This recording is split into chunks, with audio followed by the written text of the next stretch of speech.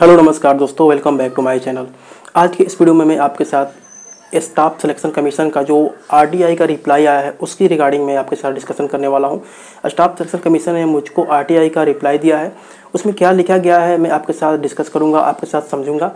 मैंने आरटीआई जो था ईडब्ल्यूएस सर्टिफिकेट के रिगार्डिंग किया था। मैंने पूछा था कि क्या क्रूशियल डेट के बाद का ईडब्ल्यू सर्टिफिकेट एक्सेप्ट किया जाएगा। उन्होंने हमको रिप्लाई दिया है। चलो बिना टाइम वेस्ट के वीडियो को शुरू करते हैं। और अभी तक आपने हमारे चैनल को सब्सक्राइब नहीं किया है तो सब्सक्राइब जरूर कीजिए। चलिए वीडियो को शुरू करते हैं। यहाँ पे मैं मोबाइल के ब्राउज़र में आ गया हूँ और यहाँ पर मैंने आरटीआई ऑनलाइन का अपना अकाउंट ओपन कर लिया है। आप यहाँ पे देख सकते हैं, यहाँ पे मैंने टोटल 15 आरटीआई किए हैं। मैं बराबर आरटीआई करते रहता हूँ इन्फॉर्मेशन के लिए, जिसमें से मेरे को अभी तक 4 का रिप्लाई आ चुका है। तो आप देखिए, ये जो सबसे ऊपर वाला आरटीआई है जो मैंने 17 तारीख को किया था, यही मैंने हेड ऑफिस दिल्ली में क्लियर किया था। तो आप यहाँ पे इसको देखिए, staff selection commission head quarter. Respected sir, I want to know following information. Will EWS certificate after crucial date accept in document verification test. मैंने ये उनसे सवाल किया, उन्होंने जवाब में देखिए यहाँ पे लिखा हुआ है, मैं इसको जूम कर देता हूँ। The information sought to be furnished is more of clarificatory in nature, which does not cover under Section 2F of the RTI Act 2005. The CPIO is not required to create information or give opinion, advice, clarification, etc. However, the applicant may go through the notice of the concerned examination, which is self-explanatory. इसका मतलब ये है, ये कहना चाह रहा है कि आप आरटीआई करके कोई भी ओपिनियन, एडवाइस या क्लैरिफिकेशन नहीं मांग सकते हैं। यहाँ पे बतला रहा है कि आप अपने से नोटिस में जाइए और वहाँ से इस बात को देखिए। इसका मतलब एसएससी क्रूशियल डेट को लेकर क्लैरिफिकेशन नहीं दे रहा है, वो इस बात को क्लियर नहीं कर रहा है।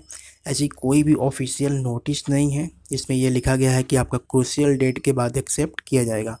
हालांकि डीबी में एक्सेप्ट किया जाता है, वही एक्सपीरियंस के बेस पर हर कोई बतलाता है कि आपका जो डॉक्यूमेंट वेरिफिकेशन में ईडब्ल्यूएस सर्टिफिकेट जो है क्रूशियल डेट के बाद का भी एक्सेप्ट हो जाएगा। चलिए इसको और बेहतर ढंग से समझते हैं। देखिए, ईडब्ल्यूएस सर्टिफिकेट जो पहला आपका यहाँ पे जो हमने क्वेश्चन किया, उसमें हम वहाँ पे पाएँ कि वो अपने आरटीआई के जवाब में लिख रहा है कि आप नोटिस में जाइए, वहाँ से इन्फॉर्मेशन को खुद से क्लेरिफाई कीजिए। तो हमने एसएससी का जो नोटिफिकेशन था वहाँ से इसके रिगार्डिंग जो इन्फॉर्मेशन दिया था उसको मैंने यहाँ पर लेकर आया है आपके साथ डिस्कस करने के लिए। तो आप देख सकते हैं यहाँ पर क्लियर लिखा गया है कि पहला जो स्पष्ट रूप से मैं आपके सामने क्लियर कर देना चाहता हूँ कि वो अपने फॉर्मेट को लेकर यहाँ पे क्लियर लिखा है कि जो आपको फॉर्मेट दिया गया है उसी फॉर्मेट में आपको सर्टिफिकेट बनवाना है। The format of this certificate are annexed with the notice of this examination। ठीक है, और यहाँ पे ये क्लियर कर रहा है कि certificate in any other format are liable to be rejected. ठीक, दूसरी बात आप यहाँ क्रूशियल डेट को लेकर देखिए कि जो कह रहा है कि जो crucial date for claim for SC ST OBC EWS PW status of any other benefit.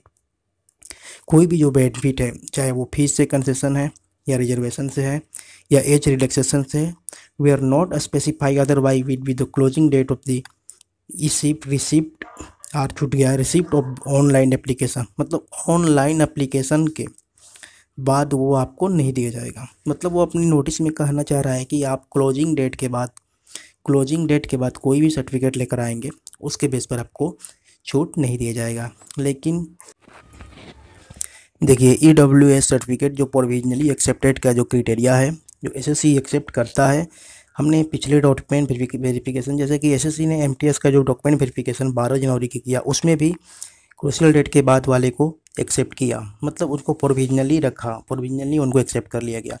लेकिन प्रोविजनली उनका क्या एक्सेप्ट करने का तरीका है, ऐसा कोई ऑफिशियली नोटिस नहीं है। वो ओबीसी के कारण, जो कि 2017 में सुप्रीम कोर्ट ने उनको बोला था कि आप ओबीसी को 2017 में ये डिसीजन लिया गया कि आप ओबीसी के कारण किसी भी स्टूडेंट को रिजेक्ट नहीं कर सकते हैं, चाहे वो पहले का हो या बाद का हो। तो उसी के अकॉर्डिंग ये सारे सर्टिफिकेट पर उसी ढंग से एक्सेप्ट कर लेते हैं। तो इसका मतलब इनका कोई ऑफिशियल रूल्स नहीं है, ऑफिशियल नोटिस नहीं है कि आप क्रूशियल डेट के बाद एक्सेप्ट होगा या नहीं होगा। सिर्फ आपको अपने एक्सपीरियंस के बेस पर बताया जाता है कि पिछला जो डीबी में एमटीएस का 12 जनवरी को हुआ था उसी के बेस पर, और पहले भी जितने भी डीबी हुए उन्हीं के बेस पर आपको मैं बताना चाहता हूँ कि ये EWA जो सर्टिफिकेट है उनको प्रोविजनली एक्सेप्ट किया गया है, तो आगे भी करने की पॉसिबिलिटी है। ठीक है, मेरी बात समझ रहे हैं। मैं कहना चाह रहा हूँ कि SSC ने अपने पिछले डीबी में डॉक्यूमेंट वेरिफिकेशन में EWA सर्टिफिकेट को एक्सेप्ट किया क्रूशियल डेट के बाद भी, तो उसी के बेस पर आगे भी एक्सेप्ट करने की संभावना बनती है।